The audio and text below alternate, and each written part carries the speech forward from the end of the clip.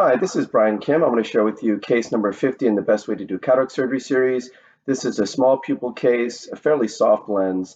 I'm going to show you lens disassembly using double chop, cross chop, and mechanical fracturing. You're going to see the chopper hooking lens pieces up out of the bag. You're going to be able to see using the chopper and the phaco tip to crush the lens material without having to grab the lens or sculpt the lens. So I'm going to use a cotton tip to help straighten the eye up and down, and I'm going to use a corneal marker to help me center and size my rhexis. You can see this patient has a little bit of a Bell's reflex. I'm holding the eye steady with a cotton tip and making a paracentesis incision first on the right side, and then on the left side, I'm going to make sure I'm flat to the iris plane. You want to have a nice corneal shelf, which will allow you to have a nice self-sealing corneal incision.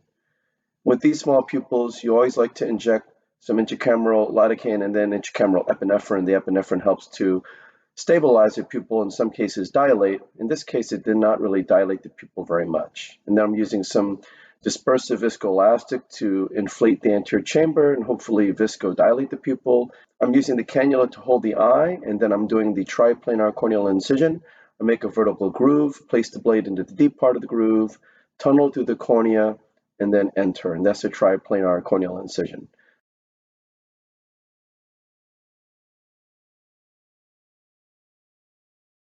I'm going to do my puncture style Capsulorhexis. I'm going in sideways through the incision, puncturing centrally,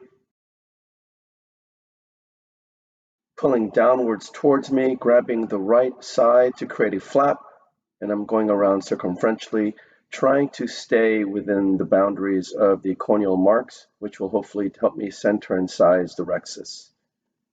I'm grabbing and re-grabbing periodically.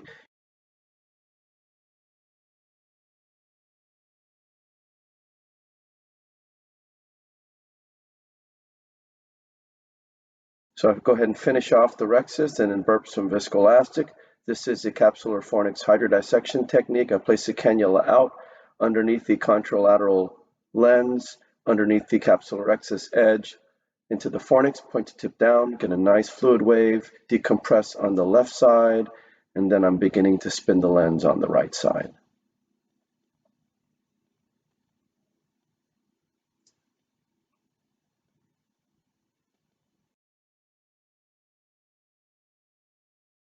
So now I'm going to irrigate the surface of the cornea with the phaco tip, lift the incision with the chopper, go in with irrigation off to minimize Descemet's trauma. I'm removing the surface epinuclear material, and then I'm going to go underneath the epinuclear ridge with the chopper out to the equator, place the phaco tip vertically sub-incisionally, crush the lens, bringing both instruments together, and that's the double chop. Place the chopper out to the contralateral equator, pulling it centrally against the phaco tip, and that is a cross chop bisecting the right heminucleus. So go ahead and use a little vacuum to pull that first quadrant up. I'm using high vacuum to emulsify the lens piece.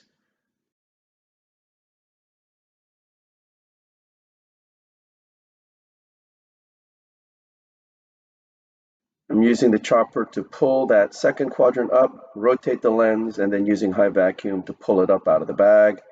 And again, I'm using mostly vacuum in this case, using a little bit of ultrasonic energy and mashing the pieces together with mechanical fracturing. I turn the second heminucleus in front of me, place the chopper out to the equator, pull it centrally towards the phaco tip, crushing it and dividing it.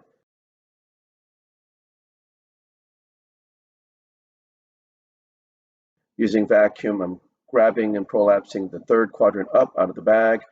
I'm using mechanical fracturing forces, sandwiching and crushing the lens pieces, and using high vacuum to remove the lens pieces. Now the fourth quadrant comes up, doing the same maneuvers, again mechanical fracturing, crushing the lens piece between the chopper and the phaco tip, and when the pieces are small enough, emulsifying it with the high vacuum. So now the endonucleus is out. I'm using high vacuum to remove the epinuclear material, making sure that the chopper is deep to protect the posterior capsule. Take the chopper out, push BSS in, take the phaco tip out, and then pushing the INA handpiece in. I do this to help stabilize the chamber. I start sub-incisionally, removing the cortical material, and then I go around circumferentially, grabbing any areas, trying to grab the anterior portion to peel it off nicely. However, there are some areas that might be adherent to the posterior capsule.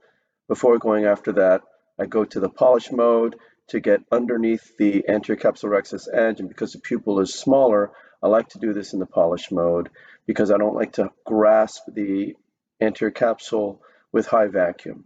You saw I grabbed the big chunk with the polish mode, and then I switched to the Cortex mode for the high vacuum.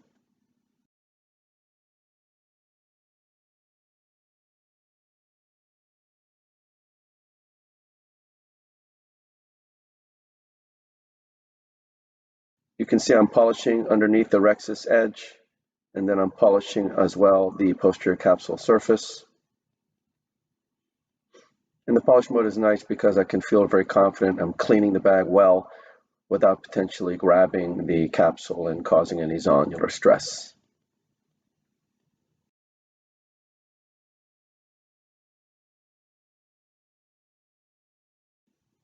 So once I'm done, I'm going to push BSS with the cannula into the subincisional capsular fornix just to make sure there's no cortical material that's left behind. You see a few little wisps there coming out, but overall it looks pretty clean.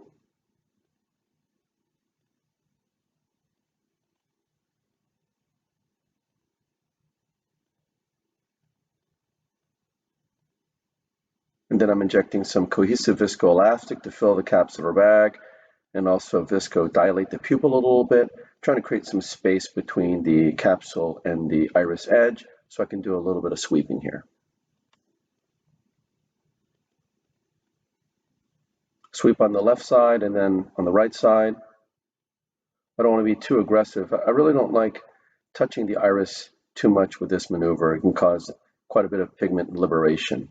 So I inject the single piece acrylic lens into the capsular bag. The leading edge is in the bag and the trailing edge is in the anterior chamber.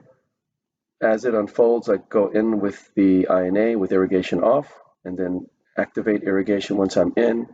I disengage the leading haptic, the trailing haptic separated on its own. I rotate it 90 degrees, go underneath the lens, tilting it, and I use the Maltzman to help me rotate the lens.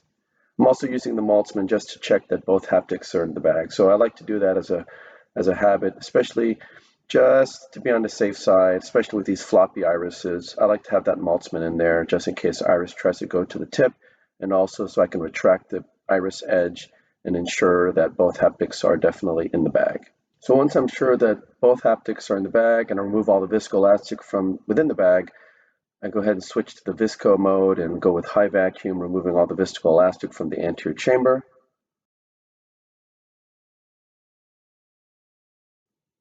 I push BSS into the angle, make sure there's no hidden viscoelastic or even small little lens fragments.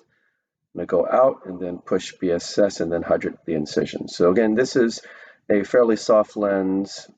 This is a really routine kind of case for a small to medium-sized pupil. Again, for really dense lenses, I do prefer to put in iris hooks because those tend to have weak zonules and just more potential for problems. And you have to utilize a lot of phaco energy in those cases. And unfortunately, when you're doing that, you can grasp the iris. So you can see I use double chop, cross chop, mechanical fracturing techniques, crushing the lens pieces. This is a very controlled way to disassemble the soft lens using crushing forces, not having to lollipop the lens, not having to sculpt the lens, not having to crack the lens. And really you don't have to have very good visibility when you're doing these cases. You're able to make sure you're in the right place by using all the maneuvers within the capsular bag, out to the capsular fornix, and crushing the lens pieces. So I hope this was helpful to you, and I thank you for your attention.